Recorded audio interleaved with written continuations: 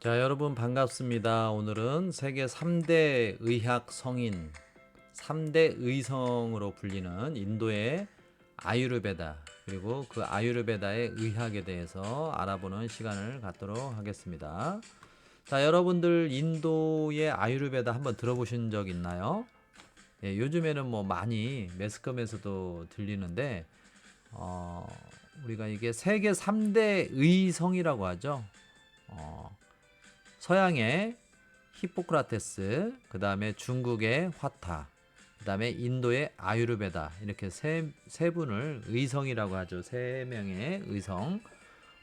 우리가 그 중국의 화타는 화가이자 의사이죠. 그래서 병풍에 봉황을 그렸는데 봉황이 새가 되어 날아갔다. 뭐 이런 설화의 내용 한 번쯤 들어보셨는지 모르겠습니다. 그러한 내용이 있었고, 히포크라테스는 의대에 가보면 본관에 이 할아버지 흉상이 있죠. 의대생들이 본가에 올라갈 때 어, 히포크라테스 선서를 하죠. 그러면서 의사로서의 미래 의사로서의 어떤 그런 포부와 다짐을 이렇게 하고 그러는데, 그 히포크라테스 선서를 할 때 그분이 바로 이렇게 3대 의성 중에 한 분이죠. 자, 그리고 오늘 우리가 알아볼 아유르베다.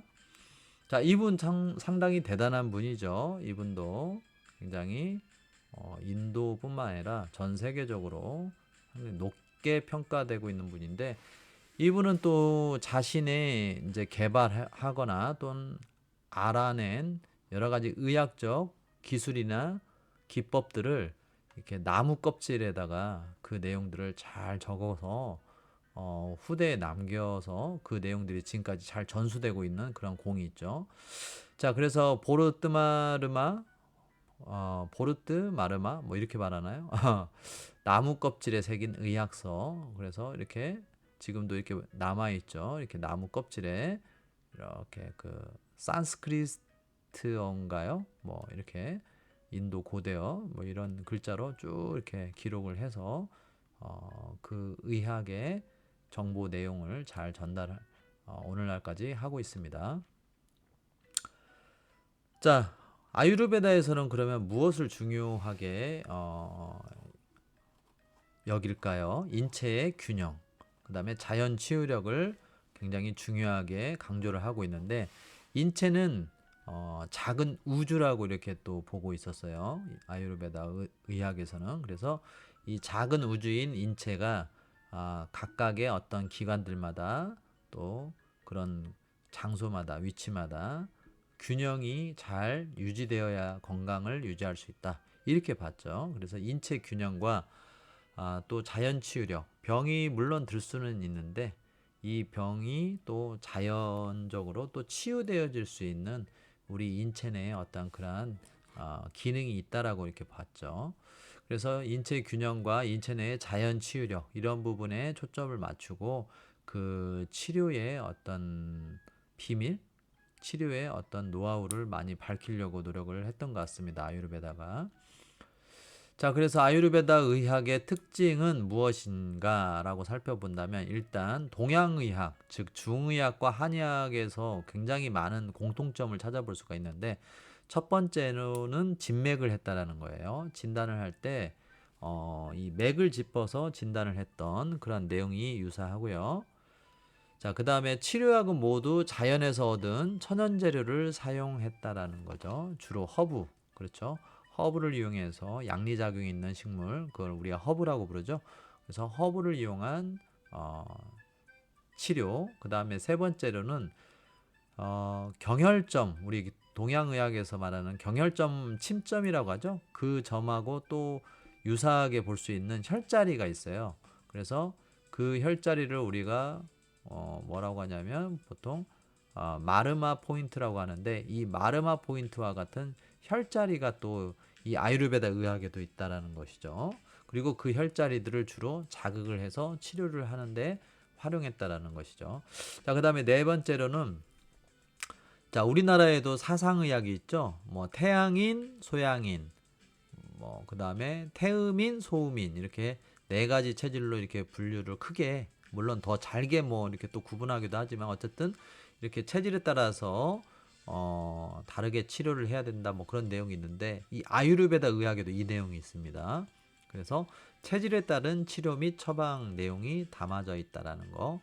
그 다음에 마지막으로 이 부분이 조금 이제 중의학이나 한의학과 좀 다른데, 마사지를 한다든지 정화요법을 적용한다든지 외과 수술을 했다라는 이러한 내용들, 이런 부분들은 우리 중의학이나 한의학과는 조금 차별점이 있다라는 거, 이런 부분들을 좀 우리가 특징으로 꼽을 수 있겠습니다.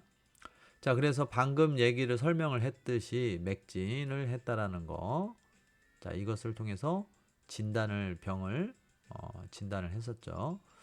자, 그 다음에 두 번째로는 치료제는 모두 자연에서 얻은 천연재료, 즉 허브를 주로 많이 이용해서 치료에 중점을 두었다. 자, 그래서 이렇게 그 말린 약재를 또 치료하기 전에 또 이렇게 빻아서 그 가루를 이용해서 바르거나 먹거나 이렇게 했다는 내용이 있습니다. 자, 그래서 이 인도 아유르베다 병원의 모습인데요. 인도의 아유르베다 의대는 인도는 크게 의대가 우리나라처럼 한의대 의대처럼 인도도 마찬가지로 서양 의대와 아유르베다 의대 두 개가 있습니다. 그래서 서양 의대는 6년, 아유르베다 의대는 5년인데 최근에는 또 6년으로 많이 전환됐다라는 그러한 소문이 또 있어요. 자, 그래서 아유르베다 병원에는 또 이렇게 뒤뜰에 가보면 이렇게 허브를 많이 쓰기 때문에 병원 안에 약초 정원이라는 게 또 따로 있습니다. 그래서 병원에서 쓰는 각종 각양 각색의 허브들을 키워서 이렇게 약재 정원을 갖추고 있었다. 갖추고 또 있다. 그런 것이 특징적인 내용이라고 볼 수가 있겠습니다. 자, 그 다음에 아까 설명했듯이 인체 내에 마르마 포인트라고 하는, 어떻게 보면은 뭐 우리 한의학의 경혈점과도 비슷한 그런 혈자리가 이렇게 개발이 되어져 있다. 이 점이 경혈점과 몇 퍼센트 일치하는지는 정확하지가 않은데요. 또 우리 서양에서는 전기를 이용해서 운동점, 모터 포인트 같은 것들을 찾아냈죠. 근데 그 운동점, 모터 포인트는 동양의 경혈점과 80에서 85%가 일치한다라고 조사되어져 있는 뭐 논문들이 많이 있죠. 자, 그런데 이 마르마 포인트, 아유르베다의 마르마 포인트는 경혈점과 몇 퍼센트가 일치하는지 그것은 정확히는 모르겠습니다. 근데 어쨌든 어떤 그러한 개념은 비슷한 건데, 이 아유르베다에서는 이 마르마 포인트가 바로 인체의 에너지, 자, 우리 동양에서는 기라고 하죠. 여기서는 에너지가 모여져 있는 특정한 지점이라고 이렇게 얘기를 하고 있어요. 그래서 에너지 포인트 이렇게도 얘기를 합니다. 자, 그래서 이 마르마 포인트라는 내용, 우리 경혈점, 동양의 경혈점과 좀 차별이 어떻게 되는가를 좀 보기 위해서 그냥 예시로 이렇게 넣어봤습니다. 경혈점. 자, 그 다음에 이제 아유르베다에서도 역시 동양의학과 비슷하게 체질에 따른 치료 및 처방을 강조를 했는데, 음식이나 운동을 체질에 따라서 다르게 처방을 해야 된다. 그런 내용을 포함하고 있어요. 자, 그래서 여기서 아유르베다에서는 바타, 카파, 피타 이렇게 세 가지의 체질로 나누는데요. 바타는 공기와 우주가 합해졌을 때 바타라고 이렇게 되고, 흙과 물이 합해지면 가파, 불과 물이 합해지면 피타 이렇게 얘기를 하는데, 각각의 그러한 명칭에 따른 그러한 체질이 구분되어져 있고, 그 구분되어져 있는 체질에 따라서 처방되는 음식이나 운동이 또 다르게 제시되어져 있습니다. 자, 이렇게 3원계의 그림으로 이렇게 인체 위에 그려가지고 또 그러한 특징과 내용들을 이렇게 서술하고 있기도 하고요. 자, 그래서 이 아유르베다 특징 중에서도 또 중제법을 알아보면, 일단 약처방, 그 다음에 마사지와 정화요법, 외과적인 수술을 통한 치료법, 그 다음에 세 번째로는 음식이나 식사를 지도해주는 이러한 영양지도, 영양중재법, 네 번째로는 체질에 따른 운동요법 이런 것들을 중재해 준다라는 내용이 크게 치료적 중재, 환자에 대한 그러한 중재의 큰 네 가지 틀이라고 볼 수가 있겠습니다.